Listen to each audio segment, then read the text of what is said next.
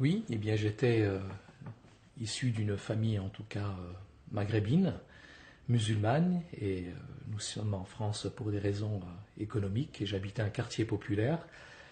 Et tout petit en France, mes parents m'ont inculqué les préceptes de l'islam, religion que je respecte et que j'aime, avec de bons principes éthiques et de moralité. Donc je pratiquais ma religion avec le ramadan chaque année, mes 5 prières. J'aimais Dieu, j'aimais beaucoup les choses de Dieu.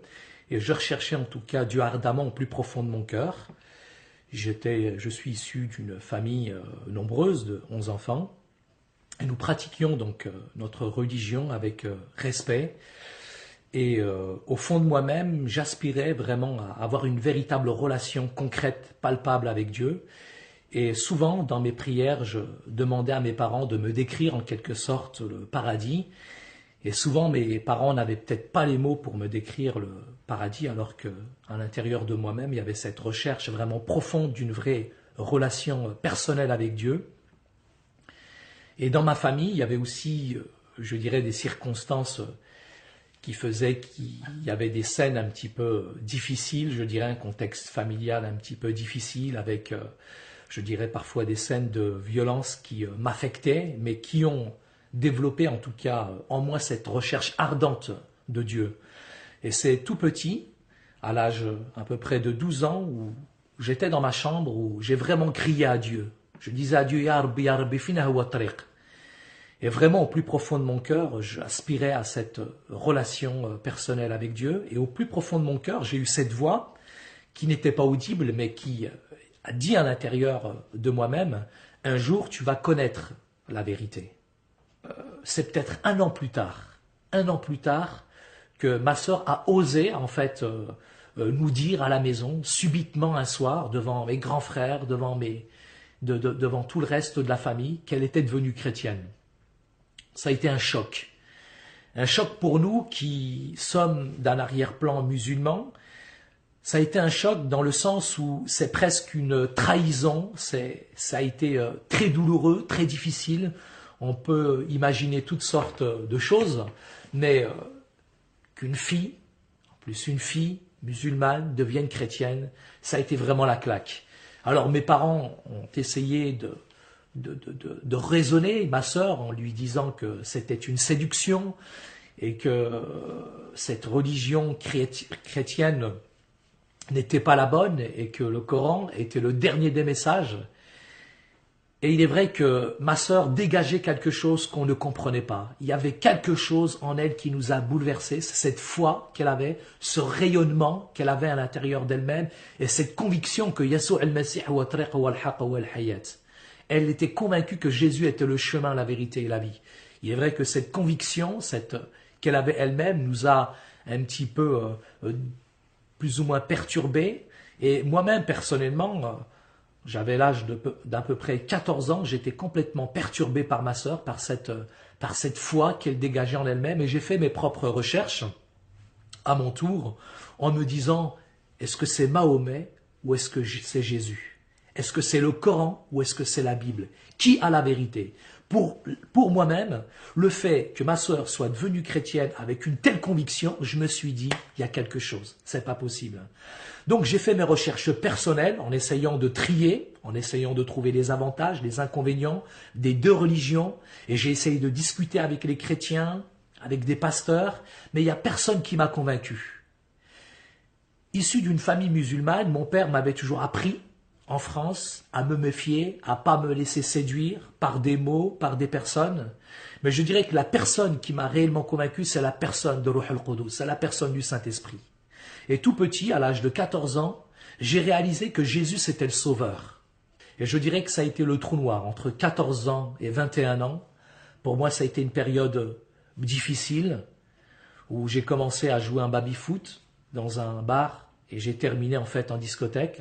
J'ai commencé à consommer de la drogue, à vendre de la drogue, tout en pratiquant ma religion musulmane du mieux que je pouvais, mais toujours avec cette haine grandissante à l'intérieur de moi-même, en grandissant par rapport au rejet, à l'exclusion, au racisme, à la massification du chômage. Toutes ces choses qui me perturbaient aussi, tous ces problèmes d'identité culturelle. à savoir est-ce que je suis maghrébin, est-ce que je suis français, est-ce que c'est le christianisme, est-ce que c'est l'islam?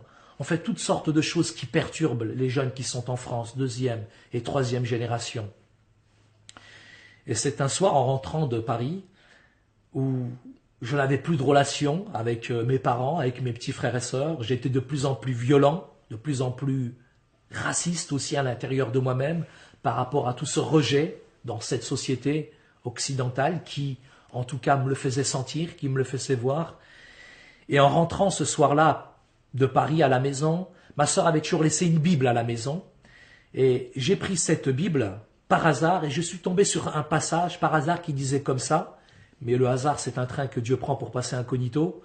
Ce passage disait clairement, les jeunes gens chancellent, mais ceux qui s'attendent à l'éternel, ils renouvellent leur force.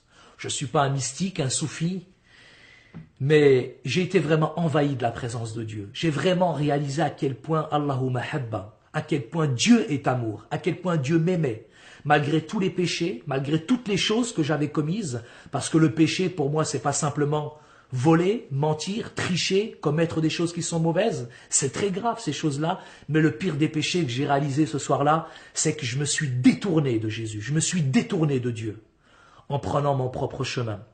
Je suis allé au lycée le lendemain, et là au lycée, comme par hasard, il y avait la gendarmerie, la police des stupes qui m'attendait, et donc j'ai été renvoyé du lycée pour trafic de stupéfiants, et aucun lycée de la région m'acceptait, et le seul lycée qui m'a accepté, c'était juste à côté de chez ma sœur. Si bien que du lundi au vendredi, j'allais à l'école. Le samedi soir, j'allais en discothèque, en boîte de nuit. Et le dimanche matin, ma sœur, elle me réveillait pour aller à l'église. Elle me disait chaque dimanche matin, tant que tu seras chez moi, tu viendras à l'église. Et tous les dimanches matins, j'allais à l'église. Et j'écoutais le pasteur, j'écoutais les sermons, j'écoutais les prédications. Et à l'intérieur de moi-même, je disais, cause toujours, tu m'intéresses. J'avais un cœur dur, j'avais un cœur endurci, j'avais un cœur plein de haine, plein de rage à l'intérieur de moi-même.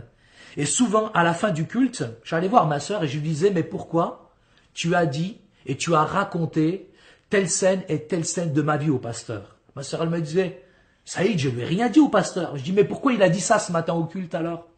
Il dit, mais c'est le Saint-Esprit qui parle. C'est Dieu qui parle au travers du message de la Bible. Et 3 mois plus tard, alors que j'avais ce cœur vraiment très endurci au plus profond de moi-même, Dieu a vraiment brisé mon cœur, m'a convaincu de péché. Intellectuellement, je sais ce que c'est que le péché. Dans cette conception aussi de l'islam, le péché est complètement différent de la doctrine biblique, puisque je dois faire des œuvres qui vont me préqualifier à nouveau pour essayer d'atteindre Dieu, pour essayer d'atteindre Jésus, pour essayer d'atteindre la vérité, le paradis.